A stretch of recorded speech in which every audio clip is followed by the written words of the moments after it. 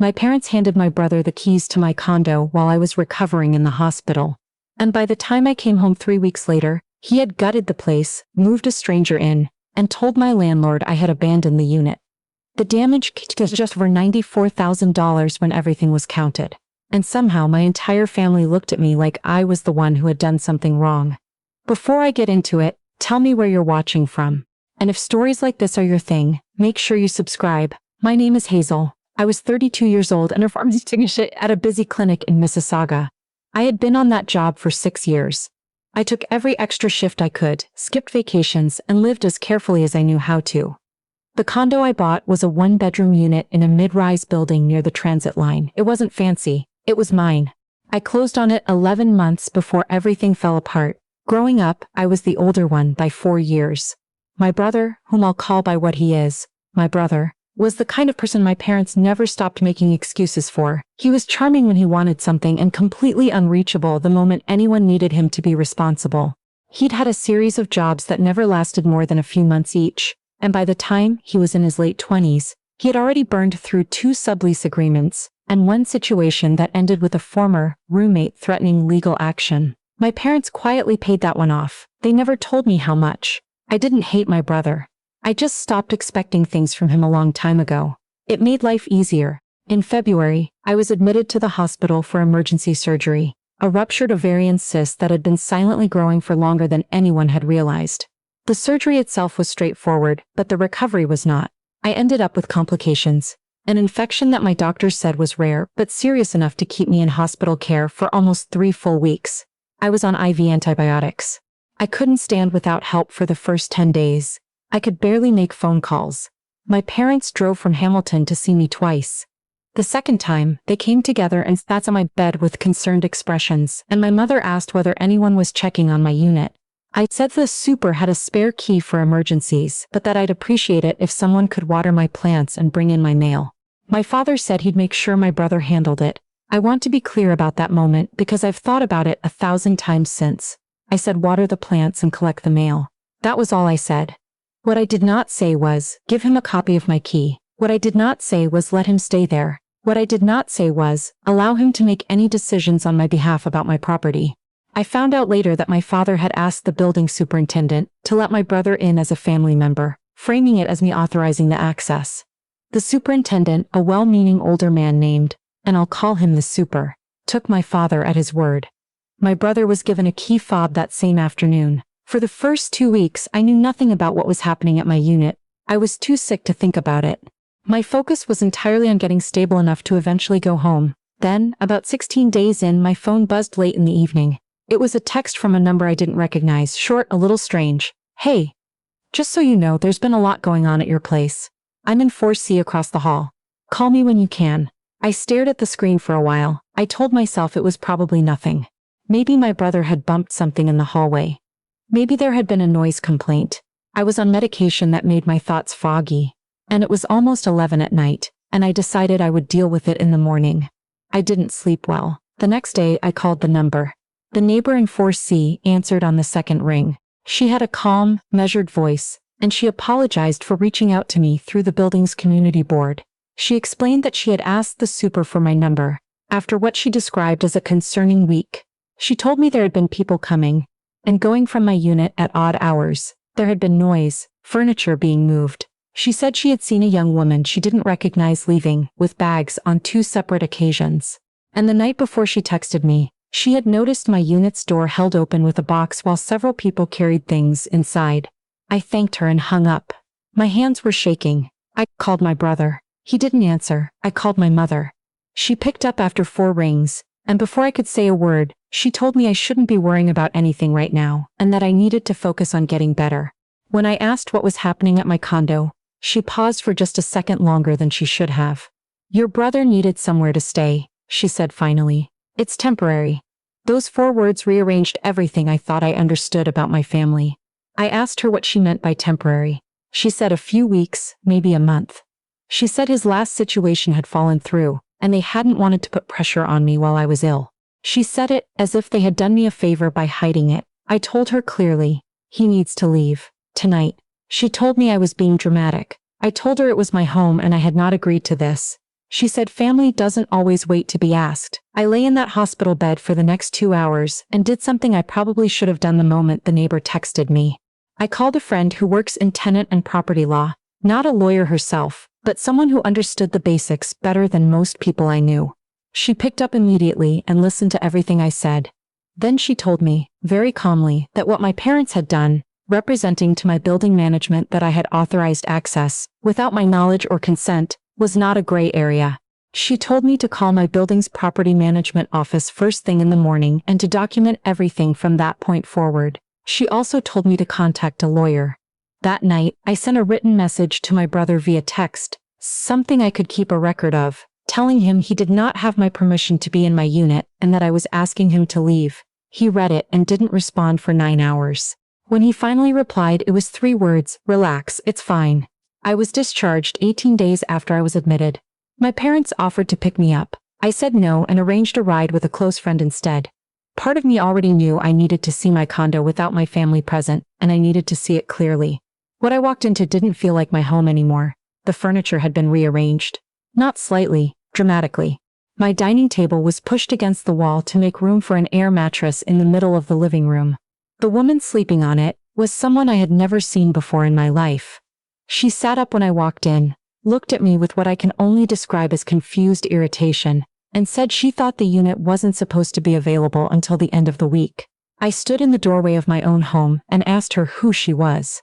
She said my brother had arranged for her to stay there, while she sorted out a sublease situation. She had been there for 5 days. She had paid him money for it. My brother had been collecting rent from a stranger using my condo. I'm going to pause here, because I need you to understand how that felt. Not just as a practical violation, though it was that, absolutely, but as something personal. I had spent years carefully, steadily, quietly building something that was mine. I had gone without things other people my age had, because I was saving. I had missed events and turned down trips and said no to myself over and over again for years because I was working towards something stable. And while I was lying in a hospital bed with an IV in my arm, my brother had turned that into a revenue stream. I told the woman I was sorry, but she needed to leave. She was upset and said she had nowhere to go. I told her again, firmly but not unkindly, that this was my home and what my brother had done was not legal and I could not help her with that. She packed a bag and left within the hour. I don't know what happened to her after that, and I genuinely hope she landed somewhere safe. I spent the rest of that afternoon going through my unit room by room with my phone camera running. The bathroom cabinet had been gone through. Things were missing. A piece of jewelry my grandmother had given me was not where I had left it. The kitchen showed signs of extended, careless use. There were scratches on the hardwood floor near the living room that had not been there before. A lamp was broken. My wardrobe had been opened and items moved. And then I found the paperwork on my kitchen counter. It was a handwritten rental agreement, my brother's name on one line, the young woman's name on another, and my address at the top. He had signed it with his name. He had listed himself as the property manager. I photographed every page. My parents called that evening. My father asked if I had settled in and whether I was feeling better after getting home. He said it in the tone of someone who already knows the answer will be complicated. I told him what I had found. I told him about the woman, the rental agreement, the missing jewelry, the damage. I told him that my brother had collected money from a stranger using my home without my knowledge. My father was quiet for a moment. Then he said, he was trying to help himself. He wasn't trying to hurt you. My mother got on the call and said that the important thing was that I was home now, and that we should all calm down before saying things we'd regret. I asked them directly, did either of you know he was doing this? The silence that followed told me everything. From that point, I stopped waiting for my family to do the right thing. If I wanted the truth of what had happened, and if I wanted any chance of making it right, I was going to have to find it myself. The first thing I did was consult with a lawyer.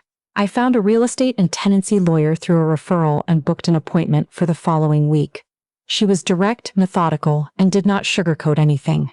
She explained that what my brother had done, collecting rent from a third party using a property he had no legal right to occupy or sublease, constituted unauthorized subletting at minimum, and potentially fraud depending on what the money trail looked like.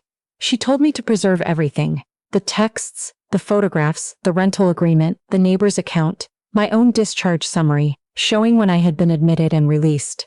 She also pointed out something that I hadn't fully considered. My parents had represented to the building superintendent that I had authorized my brother's access.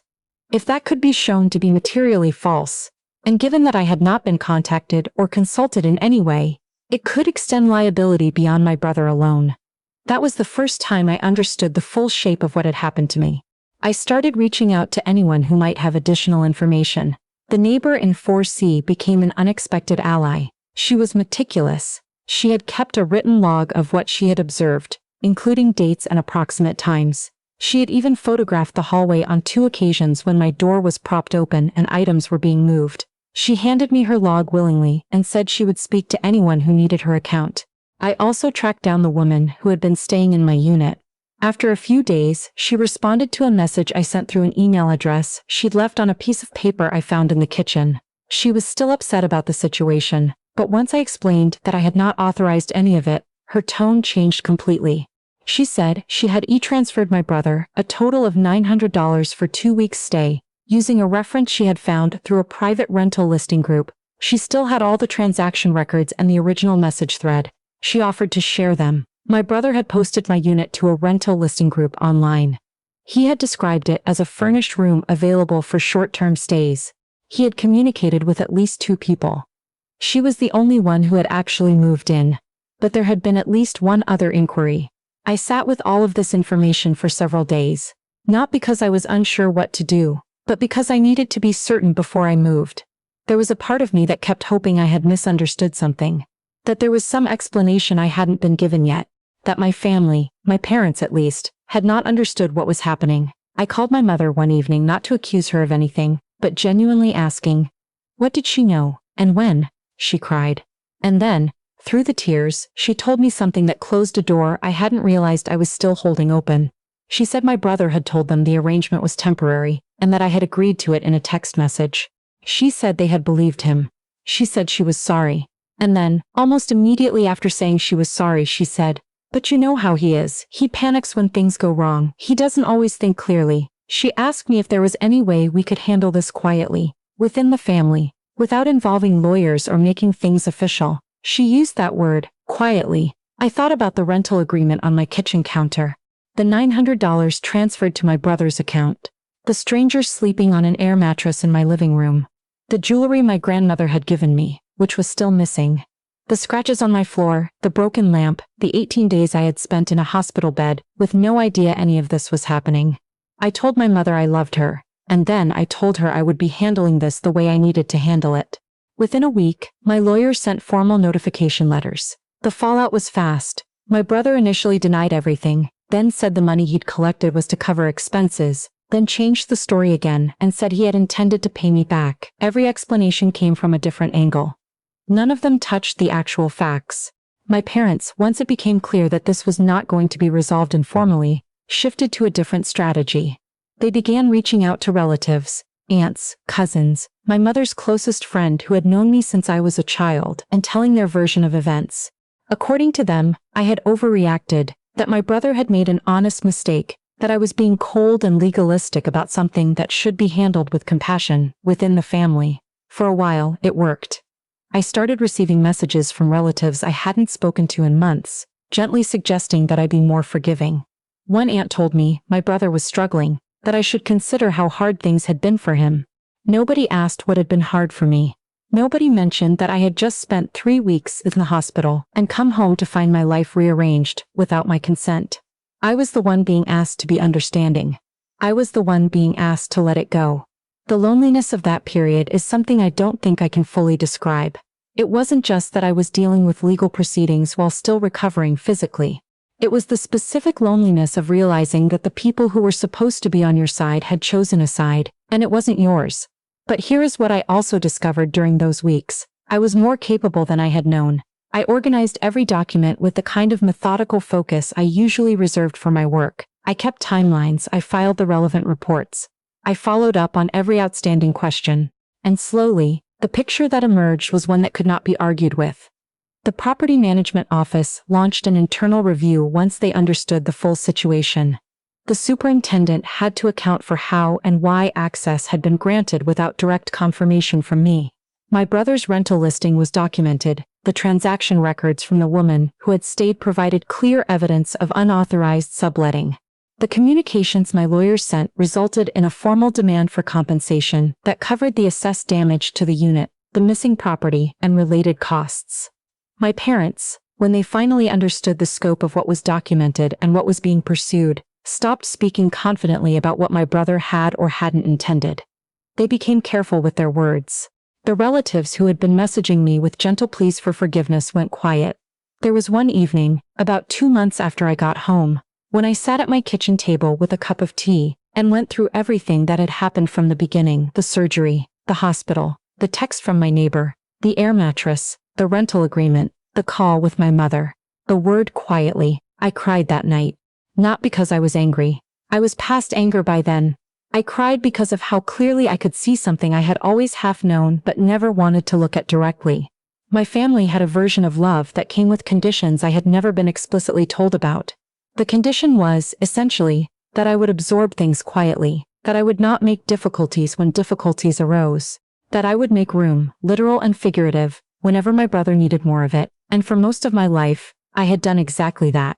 The outcome, when it came, was not dramatic. There was no single moment in a room where everything was revealed at once. What happened was quieter and more definitive than that. The compensation demand was settled. My brother paid a portion through a payment arrangement, and my parents, who had spent months managing this situation to protect him, ended up contributing to the remainder. When it became clear the alternative was formal proceedings they would also be named in. I never asked them to contribute. That was their lawyer's advice, not mine. My brother sent me a message after everything resolved. It was the longest message he had ever sent me. He said he was sorry, that he was ashamed, that he wanted a chance to make things right. I read it twice. I did not doubt that some part of what he wrote was true, but something had changed in me that I didn't know how to undo, and I wasn't sure I wanted to. For years, I had operated from the assumption that if something went wrong, the difficulty was mine to manage quietly so that no one else would be inconvenienced. That assumption had cost me, not just in this situation, but in 100 smaller ones I hadn't been paying attention to. I stopped attending family dinners. I stopped answering calls from relatives I had not personally invited into what had happened. I was not cruel about it. I did not send letters or make speeches. I simply redirected my attention toward the people who had actually shown up for me. My friend who drove me home from the hospital, my neighbor across the hall who kept a written log without being asked, the woman at my law firm who had been direct and clear, and never once suggested I should be more understanding. My parents reached out several times in the months that followed. The messages were different from before, softer, more uncertain. They asked how I was doing. They mentioned occasions I had missed. Once, my mother wrote to say she wished things had gone differently, which I thought was an interesting way to put it, as if things had simply gone differently on their own. I wished them well and I meant it. The condo looks like mine again now. I replaced the lamp. The scratches on the floor are still there, faint enough that I don't always notice them. The jewelry was never found. I still live within walking distance of the transit line. I still work the same job, though I've moved up since then. I bought a small piece of art last year and hung it above the repaired spot where the lamp had sat, and I think about that decision sometimes. Not as a symbol, just as a fact. I chose it. I paid for it. I hung it on my wall. Nobody handed me anything, and nobody can take it.